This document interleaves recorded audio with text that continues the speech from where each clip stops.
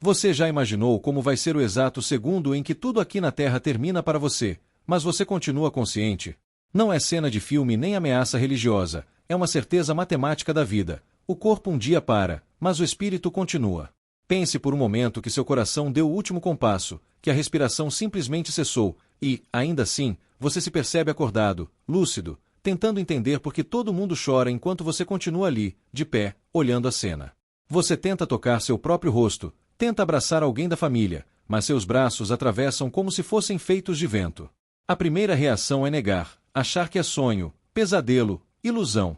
A segunda é perguntar, quase gritando por dentro, o que está acontecendo comigo? O que os espíritos explicaram a Chico Xavier, em inúmeras conversas e cartas psicografadas, é algo tão simples e ao mesmo tempo tão profundo que muda completamente a forma como a gente olha para a morte. Os primeiros 7 dias depois do desencarne não são iguais para todo mundo. Eles são um espelho fiel da vida que cada um levou. Não existe sorte, azar ou castigo aleatório. O que você sente nesses 7 primeiros dias após deixar o corpo é diretamente ligado à maneira como você pensou, sentiu e agiu enquanto estava encarnado. Quem viveu mais para o amor sente acolhimento. Quem viveu mais para o ego, para o ódio, para o dinheiro ou para a vingança, sente peso, confusão e solidão.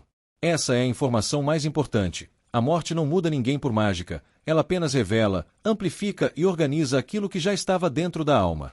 E é justamente por isso que falar sobre esse tema não é morbidez, é cuidado com a própria alma. Se esse assunto faz sentido para você, se de alguma forma você sente que não está ouvindo isso por acaso, aproveita e já se inscreve no canal e curta este vídeo agora, enquanto você está aqui presente. Assim, você ajuda essa mensagem a alcançar mais pessoas que também precisam perder o medo da morte e entender que existe um plano inteligente por trás de tudo. Nos primeiros instantes após o desligamento do corpo físico, muitos espíritos relatam uma espécie de zonas cinzentas de consciência. Alguns dizem que veem tudo como se estivessem em um sonho muito real, no qual escutam vozes, choros, orações, mas não conseguem interagir. Outros sentem como se estivessem numa sala de vidro, observam os médicos, a família, o velório, as conversas, veem os detalhes do próprio corpo imóvel, a roupa do caixão, as flores, as lágrimas. Mas qualquer tentativa de toque, de palavra, de interferência, simplesmente não produz efeito. É uma sensação estranha de estar presente e, ao mesmo tempo, fora do jogo. Essa fase, que para alguns dura minutos e para outros horas ou até dias, é muito influenciada pelo estado interior em que a pessoa vivia antes de desencarnar. Aquele que, em vida, já cultivava algum tipo de espiritualidade, seja pela oração, pela fé simples, pelo hábito de ajudar o próximo, geralmente percebe com mais rapidez que o corpo ficou para trás, mas a vida continua. Já quem viveu como se só existisse a matéria, como se tudo terminasse no túmulo, costuma atravessar esse momento com muito mais choque e resistência. A mente tenta se agarrar ao velho costume. Isso não pode estar acontecendo, eu ainda tenho contas para pagar, negócios para resolver, brigas para terminar, prazeres para viver. É nesse ponto que muitos espíritos materialistas, apegados apenas ao dinheiro, ao poder, aos prazeres imediatos ou ao orgulho ferido, entram numa espécie de desespero silencioso. Eles tentam voltar para casa, para o escritório, para o bar, para os ambientes onde se sentiam donos de tudo. Aproximam-se de gavetas, cofres, contratos, objetos, pessoas com quem tinham conflitos ou vícios em comum. Querem gritar, avisar, mandar, controlar, mas descobrem, com angústia crescente, que já não tem mais mãos que segurem, boca que seja ouvida, corpo que seja visto. E, não raro, tentam se aproximar de outros encarnados para sentir de novo o gosto de uma bebida, o cheiro de um cigarro, o calor de uma discussão, a adrenalina de um impulso sexual ou de uma vingança. É como se o desejo ainda estivesse aceso, mas o instrumento para executá-lo tivesse sido tirado. Essa situação é extremamente triste, porque o espírito se torna prisioneiro de si mesmo. Não pertence mais totalmente à terra, porque o corpo ficou, mas também não consegue se elevar para regiões mais claras, justamente porque está preso a correntes invisíveis de apego, rancor, vício ou egoísmo. São esses irmãos que, muitas vezes, permanecem vagando em ambientes que frequentavam em vida, repetindo mentalmente as mesmas reclamações, as mesmas exigências, as mesmas vontades que os acompanharam durante anos. A misericórdia divina não os condena a isso. Na verdade, eles próprios se fixam nessas faixas vibratórias, como quem decide morar em um porão escuro por não conseguir largar o entulho que acumulou ali. Em contraste, existem as almas que, mesmo com todas as imperfeições humanas, se esforçaram para viver com mais amor, mais honestidade, mais compaixão. Gente simples, muitas vezes anônima, que talvez nunca tenha sido famosa, mas que foi presença de paz na família, no trabalho, no bairro. Pessoas que, em vez de alimentar ódio, tentavam perdoar, em vez de guardar mágoa, oravam, em vez de virar o rosto diante da dor alheia, ofereciam um copo de água, uma palavra, um prato de comida, um abraço. Para essas almas, os primeiros momentos após a morte costumam ser marcados por uma sensação de alívio suave. É como se, de repente, tirassem uma roupa apertada, pesada, cheia de limitações, e a respiração ficasse mais leve. Os relatos espirituais mostram que, para esses corações mais pacificados, não demora muito para que apareçam figuras conhecidas ou presenças amorosas. Às vezes é uma avó que partiu há anos e vem sorrindo, dizendo: "Calma, está tudo bem, eu vim te buscar." Outras vezes é um pai, uma mãe, um filho, um amigo querido que já desencarnou e agora surge com um brilho sereno nos olhos, como quem diz sem palavras: "Você não está sozinho, a vida continua." Em muitos casos, são benfeitores espirituais, os famosos mentores ou anjos de guarda, que talvez a pessoa jamais tenha visto conscientemente, mas que a acompanharam desde nascimento, protegendo, inspirando e orientando nos momentos mais difíceis. Eles se aproximam com muito respeito, sem imposição, porque sabem que a alma está sensível, impressionada com tudo o que está vivendo. Explicam com calma que o corpo ficou, que a missão naquela encarnação foi concluída, que agora começa uma nova etapa. Mostram que existe um ambiente preparado, uma espécie de posto de acolhimento onde a alma será amparada, tratada, consolada e esclarecida. Nada de demônios arrastando para fornalhas eternas, nem de prêmios infantis como se o céu fosse apenas um parque de diversões. O que existe é a justiça aliada à misericórdia, aprendizado aliado ao amor. Enquanto isso, aqui na Terra, a família chora, reza, lembra de momentos, conversa sobre a pessoa que partiu. E essas vibrações chegam, sim, até quem desencarnou. As preces sinceras, cheias de confiança em Deus, funcionam como fios de luz que se estendem entre os dois planos, ajudando a alma a se organizar interiormente. Já o desespero exagerado, a revolta contra a vontade divina, os pensamentos de inconformismo absoluto podem criar uma espécie de neblina ao redor do espírito, dificultando que ele perceba a ajuda que está sendo oferecida. Amar não é se desesperar sem limite, amar é chorar, sentir saudade, mas também confiar que a pessoa amada está sendo assistida por mãos muito mais sábias do que as nossas. Por isso, quando alguém que você ama desencarna, uma das maiores provas de amor que você pode oferecer é orar por essa pessoa, lembrar-se dela com carinho, pedir que seja amparada pelos bons espíritos e, ao mesmo tempo, tentar reorganizar a própria vida aqui. O espírito percebe quando a família, mesmo com lágrimas, segue caminhando, mantendo a fé, apoiando-se uns nos outros. Isso lhe dá paz, dá força, dá a certeza de que vale a pena seguir adiante no novo plano em que se encontra. Se, enquanto ouve tudo isso, surge no seu coração a lembrança de alguém que partiu, ou talvez o medo da sua própria morte, aproveita para deixar registrado aqui embaixo. Conte nos comentários qual é a sua maior dúvida sobre o que acontece depois que o corpo morre, ou compartilhe, se quiser, uma experiência que você já teve com sonhos, sinais ou intuições de alguém querido que já se foi. Além de ajudar outras pessoas que passam pela mesma dor, você também fortalece essa corrente de reflexão e acolhimento. E, se sentir que esse conteúdo pode consolar alguém, envie este vídeo para essa pessoa. Às vezes, uma única palavra espiritual chega exatamente na hora em que o coração mais precisa. Quando falamos dos 7 primeiros dias depois da morte, muita gente imagina cenas prontas, como se existisse um roteiro único para todo mundo. Mas, segundo os relatos espirituais que inspiraram Chico Xavier, a verdade é que cada alma vive essa passagem de maneira muito particular. Ainda assim, dá para entender um padrão geral do que costuma acontecer. Logo nas primeiras horas após o desencarne, algo muito significativo se passa dentro da consciência. É como se a alma fizesse uma espécie de revisão acelerada dos últimos instantes de vida. O primeiro dia costuma trazer de volta as últimas conversas, os últimos pensamentos, a forma como a pessoa encarou a doença, o acidente ou o momento final. Aquilo que a mente estava carregando com mais força na hora da morte se torna um ponto de destaque na tela da consciência espiritual. Se a pessoa partiu depois de um período de enfermidade, em que teve tempo de se despedir, pedir perdão, agradecer, fazer as pazes, há, em geral, mais serenidade. A alma sente que houve um fechamento de ciclo, mesmo que ainda exista saudade e emoção. As preces da família, nesse momento, funcionam como braços de luz que sustentam. Cada Pai Nosso, cada Ave Maria, cada conversa sincera com Deus, mesmo que feita em lágrimas, ajuda a desatar os nós da angústia e a soltar o espírito das vibrações mais pesadas. Já quando a morte acontece de forma brusca, em acidentes ou situações inesperadas, a confusão costuma ser mais intensa. A alma, por assim dizer, acorda de repente em outro plano, sem ter se preparado, e demora mais para aceitar que o corpo ficou para trás. Nesse primeiro dia, é muito comum que o espírito ainda tente voltar para o corpo, principalmente se vê médicos e socorristas tentando reanimá-lo. Muitos relatam a sensação de flutuar sobre o próprio corpo, escutando tudo, percebendo detalhes mínimos da cena, mas sem conseguir interferir no resultado. A ligação energética entre o espírito e o corpo, muitas vezes chamada de cordão de prata, ainda pode se manter por um tempo, mas já enfraquecida. Quando esse laço se rompe de vez, não há mais retorno à vida física. E é justamente após essa ruptura definitiva que os estados interiores se definem com mais clareza. Quem tem fé, confiança e entrega sente uma mão invisível guiando. Quem se agarra desesperadamente às posses, às mágoas ou ao medo, experimenta mais resistência, como alguém que tenta nadar contra uma correnteza muito forte. Entre o segundo e o terceiro dia, a ficha começa a cair com mais força. É o período em que a alma, aos poucos, aceita que realmente desencarnou. Para alguns, essa aceitação vem como um suspiro de alívio. Então é verdade, a vida continua, eu não deixei de ser eu. Para outros, vem como um choque doloroso. Acabou mesmo, eu não tenho mais corpo, não posso mais voltar para resolver o que deixei pendente.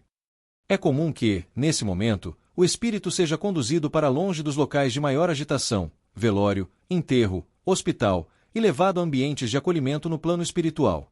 A depender do estado íntimo da pessoa, essa remoção pode ser percebida como um transporte suave, envolto em paz, ou como um deslocamento confuso, onde tudo parece sonho ou delírio. A fé vivida em vida faz uma diferença gigantesca aqui.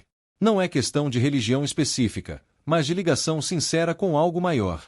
Aqueles que, enquanto encarnados, alimentavam confiança em Deus, buscavam desenvolver a espiritualidade e tentavam viver de forma coerente com sua consciência, costumam encontrar, nesse segundo e terceiro dia, um chão mais firme sob os pés espirituais. Eles lembram das orações, das leituras, dos ensinamentos sobre a vida depois da morte, e isso serve como mapa. Já os que zombavam de tudo o que era sagrado, que viam a fé apenas como superstição ou fraqueza, frequentemente se sentem mais perdidos, como se tivessem sido jogados em um país estrangeiro sem mapa, sem língua, sem referência. Não é castigo, é consequência natural da postura interior que cultivaram. Ao mesmo tempo, as emoções dos familiares na Terra continuam influenciando bastante. Quando o luto é vivido com amor e confiança, mesmo com lágrimas, porque sentir saudade é natural, a alma que partiu recebe essas vibrações como bálsamos de consolo. Mas quando o desespero se transforma em revolta, acusações a Deus, rebeldia intensa ou fixação no sofrimento, a pessoa desencarnada pode sentir como se estivesse puxada para baixo, preocupada com os que ficaram. Ela tenta, muitas vezes, se aproximar para consolar, para dizer eu estou vivo, mas não encontra meios de ser ouvida. Essa tentativa de proteger os familiares sofrendo pode atrasar sua ida para ambientes de tratamento e estudo no plano espiritual. É por isso que tantas mensagens espirituais lembram: chorar é humano, mas confiar é caridade para quem partiu. Quando chegamos ao quarto dia, segundo muitos relatos, algo muito bonito começa a acontecer com as almas que já estão um pouco mais serenas. É como se um véu fosse sendo levantado e, aos poucos, um novo horizonte se abrisse à frente. A percepção do ambiente espiritual vai se ampliando. As cores parecem mais vivas, há impressões sonoras e luminosas que não existem na matéria densa da Terra. Alguns descrevem uma sensação deliciosa de leveza, como se o ar fosse mais sutil, mais limpo. Outros narram a surpresa ao perceber que conseguem se locomover apenas pelo pensamento, aproximando-se de pessoas e lugares com uma velocidade que, no corpo físico, seria impossível. Esse quarto dia costuma marcar também uma espécie de divisor de caminhos vibratório. Aqueles que, em vida, cultivaram o bem de forma mais profunda começam a ser naturalmente atraídos para regiões mais elevadas, onde se reúnem espíritos em clima de estudo, trabalho e fraternidade. Ali, o espírito pode ser recebido por grupos de amigos espirituais, por familiares que partiram antes, por equipes de amparo que o aguardavam, muitas vezes, há anos. A sensação é de estar chegando a um lar que ele nem sabia que tinha, mas que sempre existiu. Em alguns casos, há relatos de verdadeiras celebrações discretas, com músicas suaves, flores que exalam perfumes que não existem na Terra e, principalmente, expressões de amor que dão uma certeza íntima: eu não morri, apenas mudei de morada. Por outro lado, para as almas que passaram a existência machucando, enganando, explorando ou desprezando o próximo, o quarto dia pode ser mais denso. O peso das próprias escolhas começa a se tornar mais consciente. Elas percebem que não foram punidas por nenhuma força externa, estão apenas colhendo os frutos que plantaram. Em vez de serem conduzidas imediatamente a regiões luminosas, sentem-se atraídas para faixas espirituais mais escuras, onde se reúnem outros espíritos com pensamentos semelhantes: revolta, egoísmo, vício, violência. Não existe um inferno de chamas eternas como muitas imagens antigas descrevem, mas há zonas de grande sofrimento moral, marcadas por solidão, medo, culpa e sensação de abandono. Ainda assim, a misericórdia divina jamais abandona completamente ninguém. De tempos em tempos, equipes de socorro espiritual descem a essas regiões levando luz, convite ao arrependimento, oportunidades de mudança. Nesses dias iniciais, fica especialmente claro que nada do que fazemos se perde. Nenhum gesto de amor foi inútil, nenhuma palavra de consolo foi jogada fora, nenhuma renúncia em favor do bem foi desperdiçada. Tudo volta para nós, mais cedo ou mais tarde, como apoio, proteção e portas abertas em momentos decisivos. Da mesma forma, nenhuma atitude de egoísmo, de crueldade ou de indiferença deixa de gerar consequências. Não é um juiz externo, sentado num trono, dizendo culpado ou inocente. É a própria consciência, a luz da verdade espiritual, que vai mostrando o que realmente valia a pena e o que foi pura ilusão de orgulho ou vaidade. Se você está sentindo que esse assunto mexe com você, respira fundo e observa também uma coisa importante. Muita gente assiste a vídeos assim, busca consolo, quer entender o mundo espiritual, mas ainda não está inscrita no canal.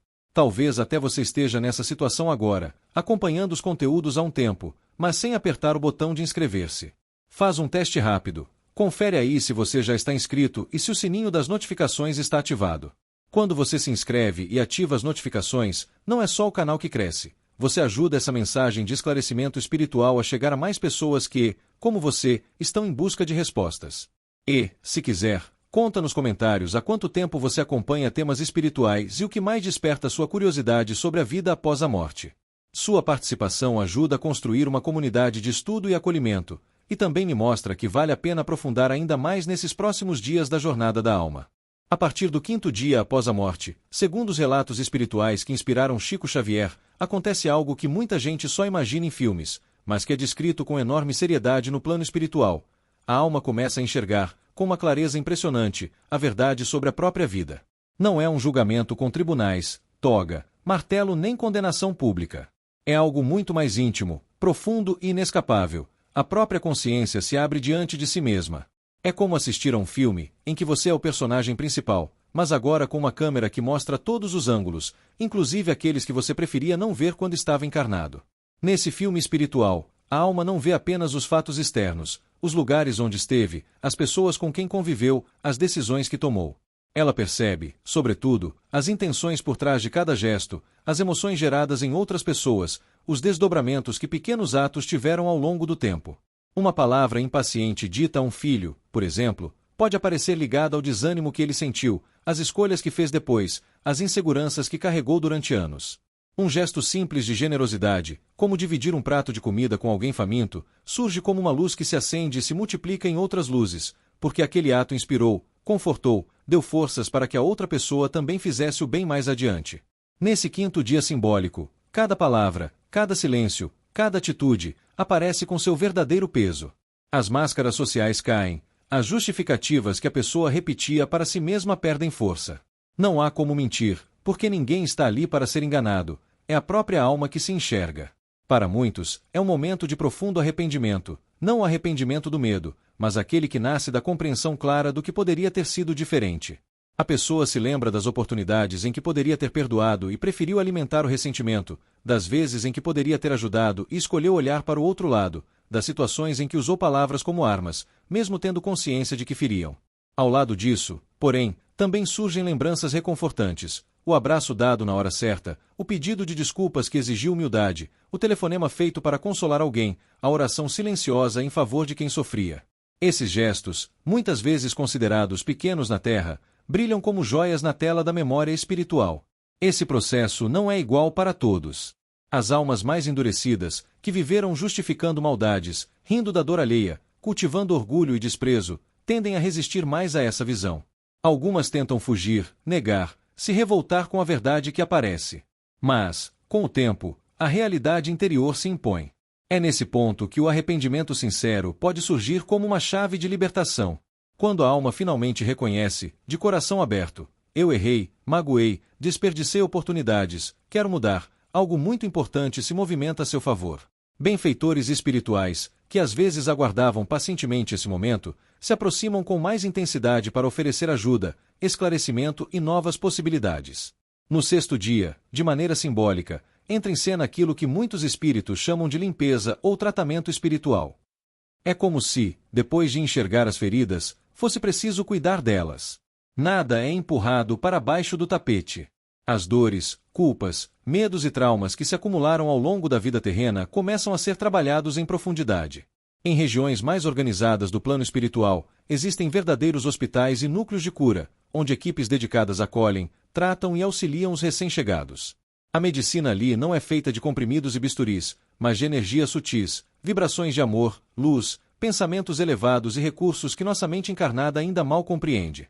Algumas almas precisam dormir por longos períodos, como se estivessem em um coma espiritual terapêutico. Não é punição, é cuidado. O descanso profundo permite que o perispírito, essa espécie de corpo mais sutil que acompanha o espírito, seja regenerado das impressões pesadas da encarnação.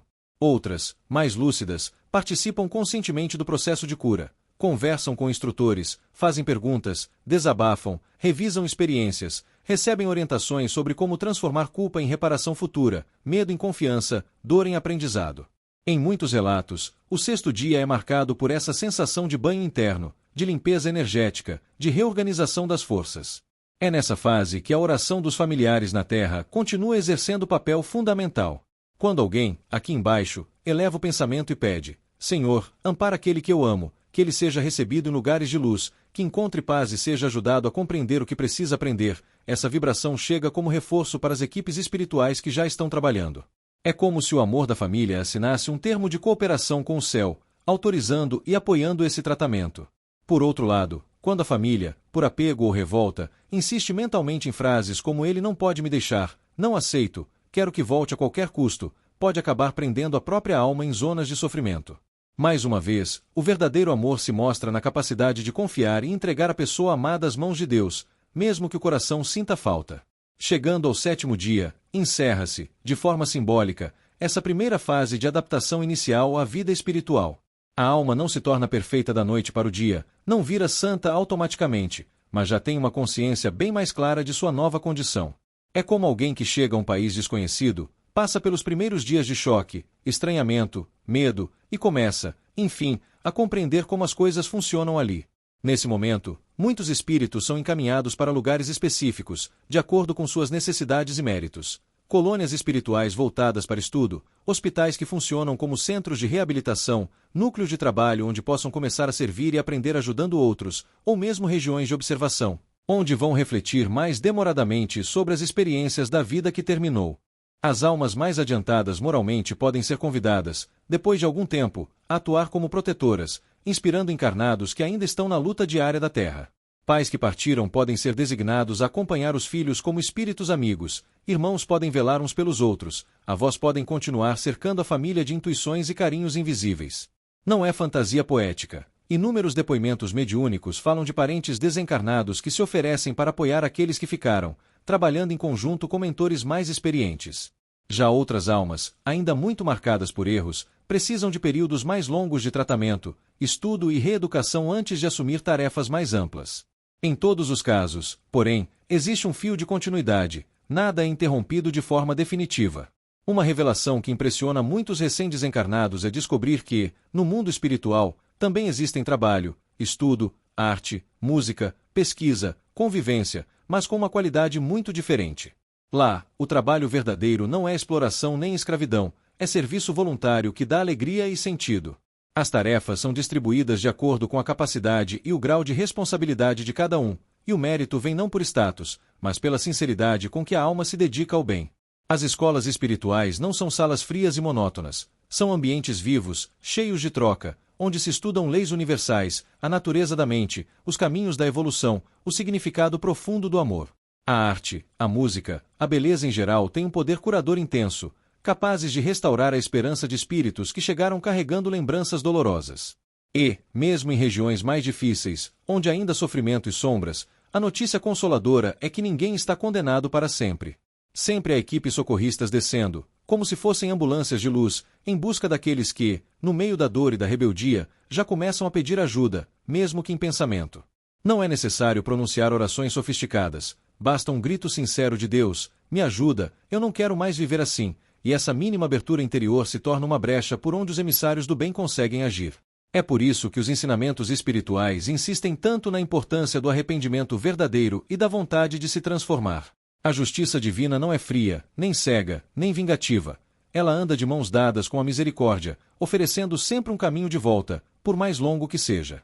Do ponto de vista de quem ainda está aqui na Terra, toda essa realidade invisível pode parecer distante, mas, no fundo, já está em contato conosco o tempo todo.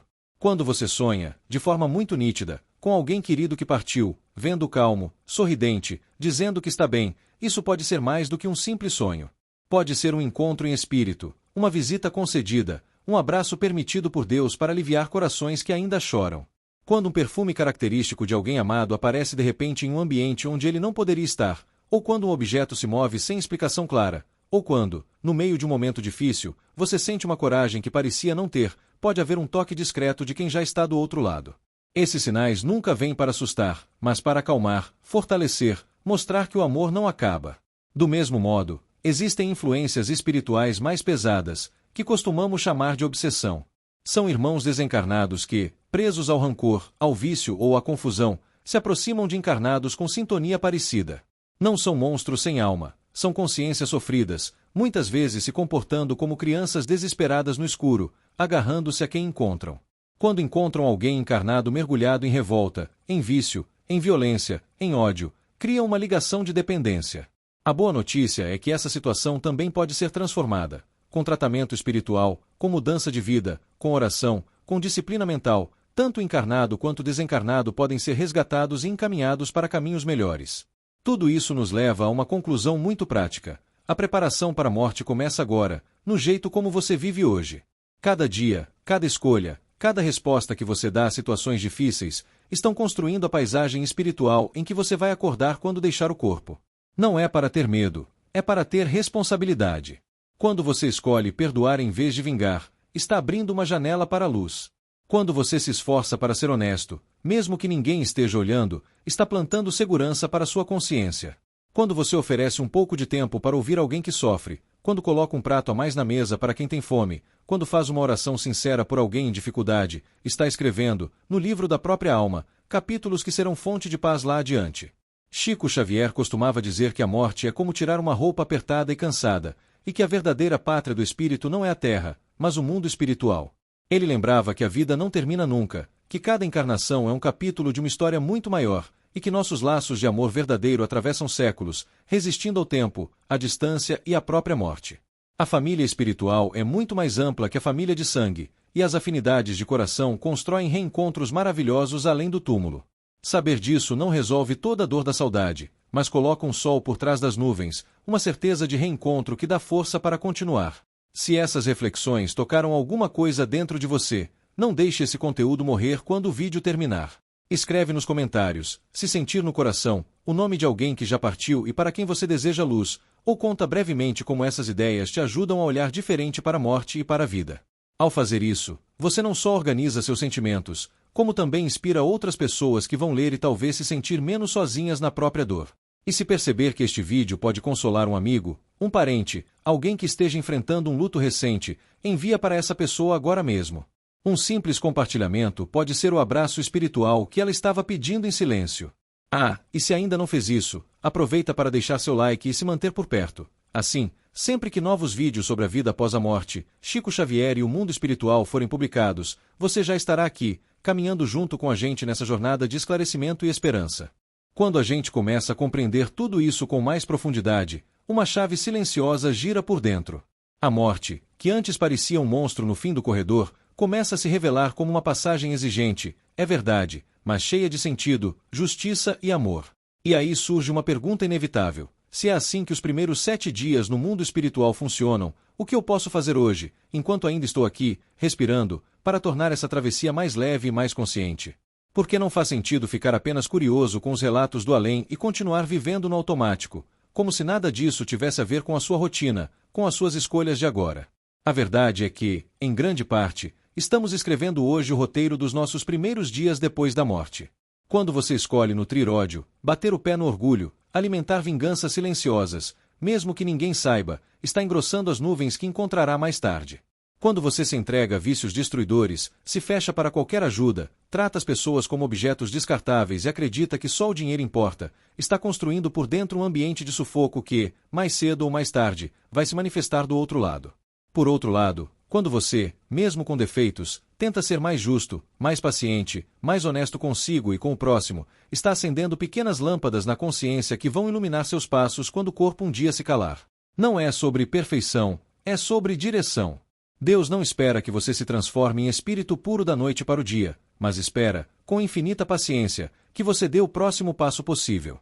Para alguns, esse passo pode ser perdoar alguém que machucou profundamente. Para outros, pode ser pedir perdão, engolir o orgulho e reconhecer erros. Talvez, para você, o passo de hoje seja simplesmente voltar a falar com Deus, depois de tanto tempo afastado, mesmo que não saiba nem por onde começar. Uma conversa sincera, feita do jeito desajeitado que for, tem mais valor no mundo espiritual do que discursos lindos, sem verdade no coração. Outra forma concreta de se preparar é mudar a sua relação com a dor e com as provas da vida. Muita gente, diante de dificuldades, se revolta, agride, se afunda em vitimismo, como se tudo fosse injusto demais. Mas os ensinamentos espirituais lembram que grande parte dos desafios que enfrentamos, doenças, conflitos, limitações, são também oportunidades de reajuste e crescimento. Não é que Deus mande sofrimento, é que a vida, em sua sabedoria, permite certas experiências para que a alma amadureça, aprenda, repare erros do passado e se fortaleça.